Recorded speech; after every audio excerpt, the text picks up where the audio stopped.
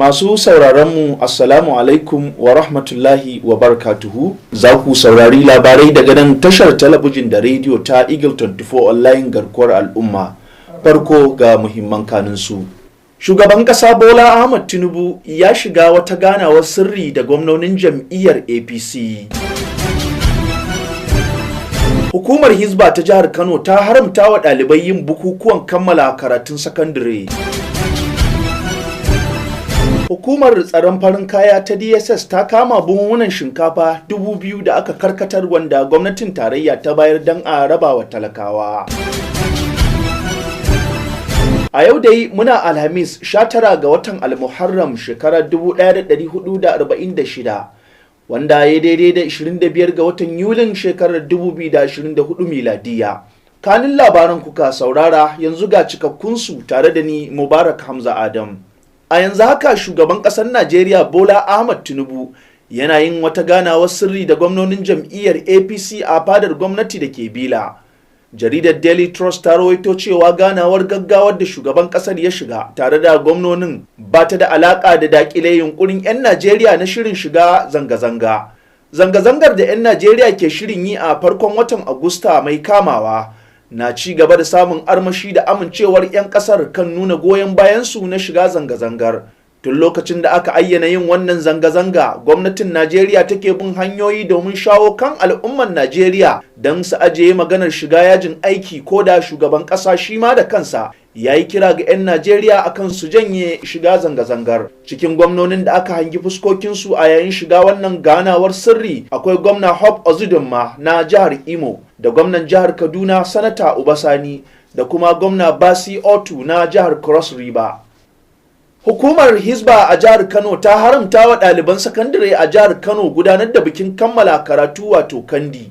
Ɗalibai dai na makarantun sakandare suke gabatar da wannan biki bisa al'ada a duk lokacin da suka kammala rubuta jarrabawar ƙarshe ta fita daga sakandare ta hanyar yin shagulgula don nuna farin cikinsu da ganin wannan lokaci. Sai dai wasu daga cikin al'amuran da ɗaliban ke gudanarwa a matsayin murna sun saba da kyawawan al'adun Hausawa da koyarwar addinin Musulunci har da tayar da fitintunu. Da yake ganawa da manema labarai, Darakta Janar na hukumar ta Hizba, Dr. Abba Sufi, ya bayyana cewa hukumar ta samu ɗimbin ƙorafe-ƙorafe game da yadda irin ɗaliban suke nuna halaye marasa kyau da sunan murna. A don haka ne ya sa gwamna Abba Kabir Yusuf ya umarci hukumar ta ɗauki matakin da ya dace. Dr. Abba Sufi ya yi kira ga iyaye da su tsaya tsayin daka wajen sauke nauyin da Allah ya ɗora musu na tarbiyyar 'ya'yansu. Hukumar tsaron farin kaya ta DSS ta kama bonan shinkafa sama da buhu 2,000 wanda gwamnatin tarayya ta bayar da tallafi don a raba wa talakawa a hannun wasu da ake zargin sun karkatar da kayan a jihar Katsina. Wannan na zuwa ne kwanaki kaɗan bayan gwamnatin tarayya ta ba da tirela 20 na shinkafa ga ɗaukacin jihohin ƙasar nan domin rabawa talakawa da nufin rage musu raɗaɗin yunwa da tsadar rayuwa. Jami'an DSS sun kama waɗanda ake zargi sun karkatar da shinkafar da ya kamata a rabawa talakawan ne a babbar kasuwar Katsina. A daren ranar Laraba ne DSS ta kama 'yan kasuwar da ake zargi, inda jami'an hukumar suka iske shagunan mutane cike da shinkafar tallafin. Mutane da dama dai na zargin cewa ba za a rasa hannun wasu jami'an gwamnati a wannan badakalar ba. Masu sauraro, kar ku sha'afa kuna sauraron waɗannan labarai ne daga nan tashar talabijin da rediyo ta Eagle 24 online garkuwar al'umma. Za ku iya ci gaba da sauraron waɗannan labarai da ma sauran shirye-shiryen tashar a www.eagle24tv.com ko a Instagram Eagle24tv ko a shafin Facebook Eagle Radio TV ko a YouTube Eagle 24. Ko a tura sako a shafin WhatsApp akan lamba 09025499326 ko kuma a kira kai tsaye a lambar waya 07037858188. A dakace mu, idan mun dawo labaran za su dora.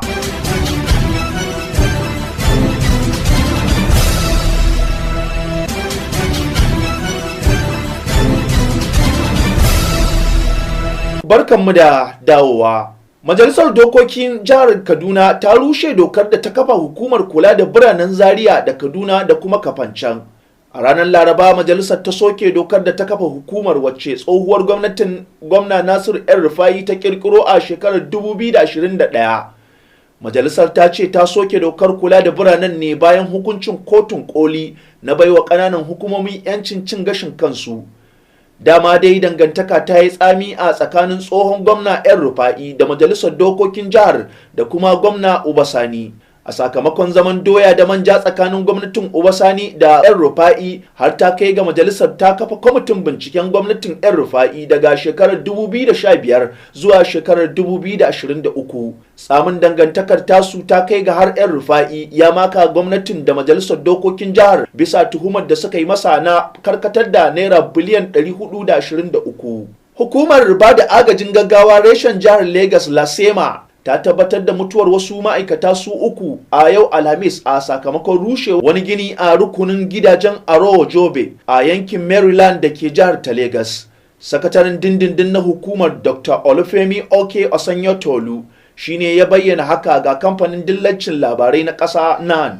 Ya ce al'amarin ya faru ne a gida mai lamba 13 da ke rukunin gidajen Arowo Jobe, inda ya ce maza mutum uku ne aka tabbatar da mutuwar su a rugujewar ginin yayin da suke tsaka da aiki. Sakataren ya ƙara da cewa sun samu rahoton faduwar ginin ne ta hanyar kiran waya da misalin karfe 3:49 na safe, inda kuma nan take jami'an hukumar suka yi tattaki gurin da al'amarin ya faru domin ba da taimakon gaggawa. Ya ƙara da cewa jami'an hukumar sun isa gurin da misalin karfe 3:58 kuma nan take suka fara aikin ceto da ya kai sun gano mutane uku a ƙarƙashin ginin. Masu sauraro duka-duka nan muka kawo ƙarshen labaran. Sai dai a madadin sashen labarai da al'amuran yau da kullum na tashar talabijin da rediyo ta Eagle 24 online garkuwar al'umma, sai wanda ya tace labaran Isa Sharaɗa. Ni da na karanta Mubarak Hamza Adam.